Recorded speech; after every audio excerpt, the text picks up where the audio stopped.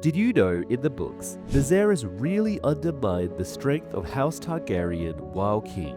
Gildane writes, "In a lavish ceremony at King's Landing, hundreds of lords did obeisance to the realm's delight as she sat at her father's feet at the base of the Iron Throne, swearing to honor and defend her right of succession.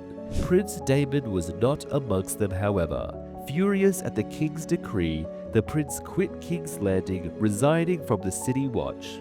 He went first to Dragonstone, taking his paramour Mysaria with him upon the back of his dragon Caraxes, the lean red beast that the small folk called the Bloodworm. There he remained for half a year, during which time he got Mysaria with child. When he learned that his concubine was pregnant, Prince Daemon presented her with a dragon's egg, but in this he again went too far and woke his brother's wrath. King Viserys commanded him to return the egg, send his away and return to his lawful wife, or else be attainted as a traitor. The prince obeyed, though with ill grace, dispatching Mysaria, eggless, back to Lys, whilst he himself flew to Runestone in the Vale, and the unwelcome company of his bronze. But Mysaria lost her child during a storm on the narrow sea. When word reached Prince Daemon, he spoke no syllable of grief, but his heart hardened against the king, his brother. Thereafter he spoke of King Viserys only with disdain, and began to brood day and night on the succession. So, had Daemon been allowed to present Mysaria with a dragon egg, House Targaryen could have had an extra adult rider in the form of Daemon and Mysaria's child to fight against the Greens in the Dance of the Dragons, which could have flipped the war from an even battle to a one-sided slaughter. But Viserys constantly undermines the power of House Targaryen, the same way Aenys forbade his brother Maegor from remarrying to produce more Targaryen dragon riders. Gildane writes, "Though Princess Rhaenyra had been proclaimed her father's successor, there were many in the realm, at court and beyond it, who still hoped that Viserys might father a male heir, for the young king was not yet 30. And now that Daemon is gone, it is time for the Hightowers to get themselves in the line of succession." Gildane writes, "Grand Maester Rukata was the first to urge his grace to remarry, even suggesting a suitable choice, the lady Laena Velaryon, who had just turned 12. A fiery young maiden, freshly flowered. Lady Laena had inherited the beauty of a true Targaryen from her mother, Rhaenys, and a bold, adventurous spirit from her father, the Sea Snake. As Lord Corlys loved to sail, Laena loved to fly, and had claimed for her own no less a mount than mighty Vhagar, the oldest and largest of the Targaryen dragons since the passing of the Black Dread in 94 AC. By taking the girl to wife, the king could heal the rift that had grown up between the Iron Throne and Driftmark, Rukata pointed out, and Laena would surely make a splendid queen. Viserys the First Targaryen was not the strongest-willed of kings, it must be said. Always amiable and anxious to please, he relied greatly on the counsel of the men around him, and did as they bade more oft than not. In this instance, however, his grace had his own notion, and no amount of argument would sway him from his course. He would marry again, yes, but not to a 12-year-old girl, and not for reasons of state. Another woman had caught his eye. He announced his intention to wed Lady Alicent of House Hightower, the clever and lovely 18-year-old daughter of the king's hand, the girl who had read to King Jaehaerys as he lay dying.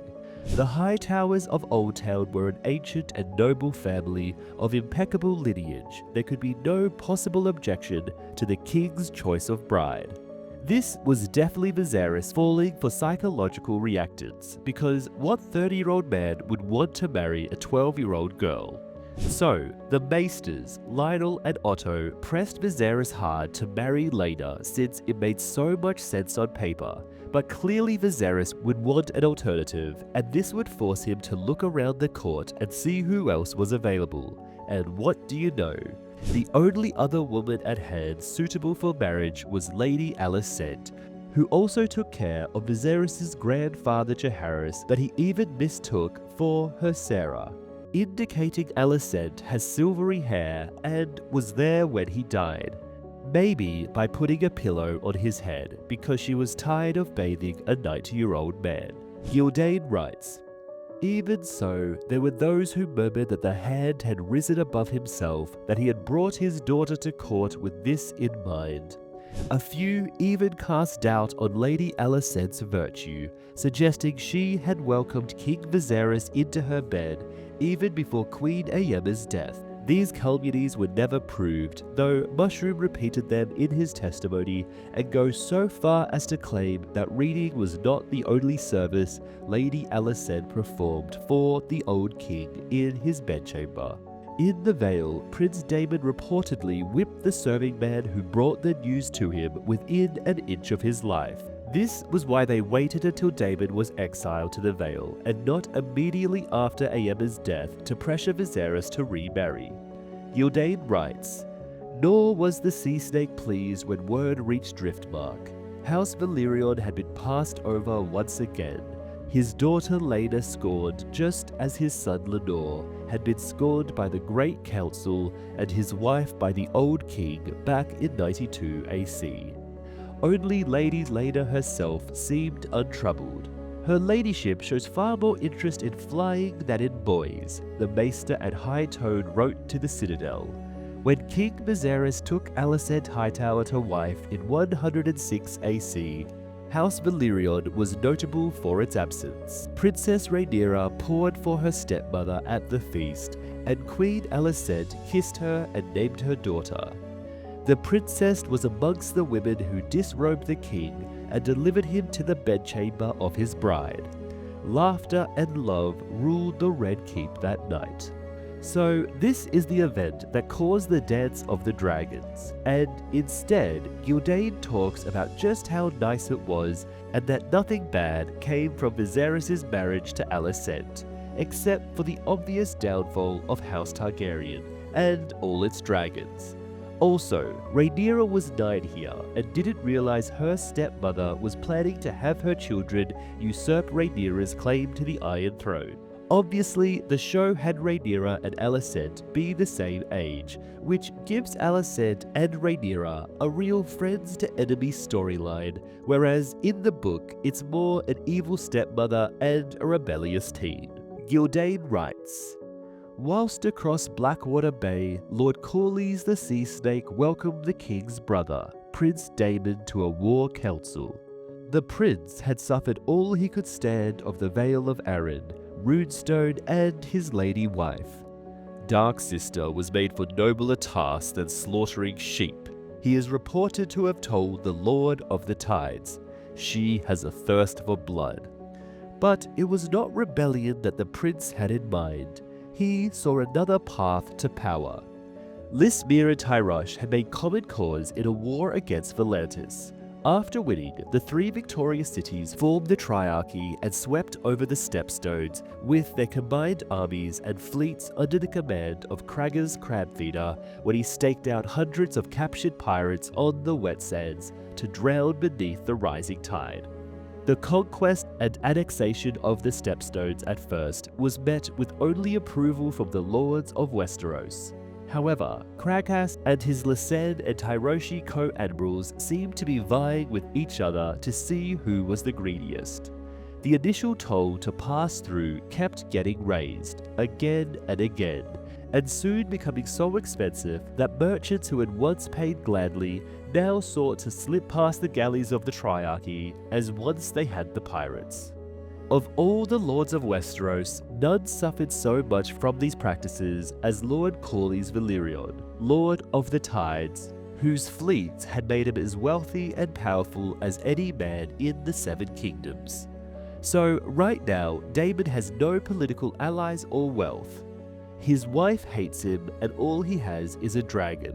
However, Corlys, not willing to risk his wife, his 12-year-old son Lenore with sea smoke, or his 14-year-old daughter Laena with Vhagar, needs the stepstones to stop charging so much in customs, and thus he has use of Daemon's dragon. Whereas Daemon has been outfoxed by Oldtown and needs the support of the Black faction. Although Daemon, Rhaenys, and Laena could have so easily taken King's Landing for themselves against Viserys, who was dragonless, with only a 9-year-old Rhaenyra and Syrax. Although which of them would then take the throne would cause them to fight each other. Gyldayn writes, "The Sea Snake was determined to put an end to the Triarchy's rule over the Stepstones, and in Daemon Targaryen he found a willing partner, eager for the gold and glory that victory in war would bring him. Shunning the king's wedding, they laid their plans in high tide on the Isle Driftmark. Lord Valyrion would command the fleet, Prince Daemon the army. They would be greatly outnumbered by the forces of the three daughters, but the prince would also bring to battle the fires of his dragon, Caraxes, the Bloodworm. It is not our purpose here to recount the details of the private war Daemon Targaryen and Corlys Valyrion waged on the Stepstones. Suffice it to say that the fighting began in 106 AC. Prince Daemon had little difficulty assembling an army of landless adventurers and second sons, and won many victories during the first 2 years of the conflict. In 108 AC, when at last he came face to face with Craghas Crabfeeder, he slew him single-handed and cut off his head with Darksister. King Viserys, doubtless pleased to be rid of his troublesome brother, supported his efforts with regular infusions of gold, and by 109 AC, Daemon Targaryen and his army of sellswords and cutthroats controlled all but 2 of the islands. And the Sea Snake's fleet had taken firm control of the waters between. It is funny how Ryan Condal chose to twist this passage into more TV to show Daemon's character assassination by trying to make it look like he wasn't able to take the measly stepstones with his dragon, when, of course, Daemon could do this easily with Caraxes. The difficulty would be playing whack-a-mole until Daemon finally came face to face with Craghas, which is why it took 2 years of island hopping. Because the idea that caves would be a detriment that Daemon couldn't defeat makes no sense. Daemon and Corlys could just surround the caves and starve Craghas and his men inside the caves, and whenever resupplies came for Craghas, Daemon would burn it and wait for Craghas to come out. Anyway, subscribe for more.